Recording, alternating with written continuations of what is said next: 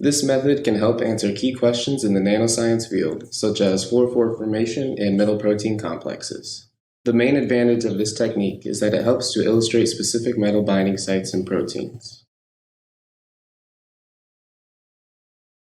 First, dissolve 25 milligrams of BSA in 1 milliliter of HPLC-grade water in a 5 milliliter reaction vial containing a magnetic stir bar.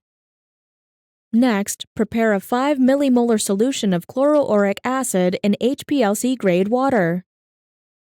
Place the reaction vial containing the BSA solution in a 37 degrees Celsius water bath and stir at 750 RPM using a magnetic stirrer. Immediately after the stirring begins, add 1 milliliter of the chloroauric acid solution to the BSA solution.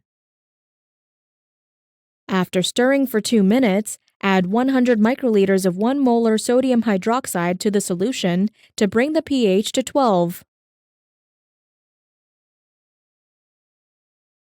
Dissolve 25 milligrams of BSA in 1 milliliter of HPLC-grade water in a reaction vial.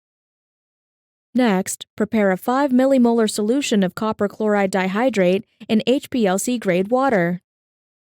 Add 1 milliliter of the BSA solution to a 5 milliliter reaction vial containing a magnetic stir bar, and place it in a water bath at 37 degrees Celsius.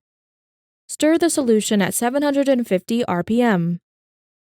Immediately add 0.5 milliliters of the copper chloride dihydrate solution to the reaction vial. After stirring for 2 minutes, add 75 microliters of 1 molar sodium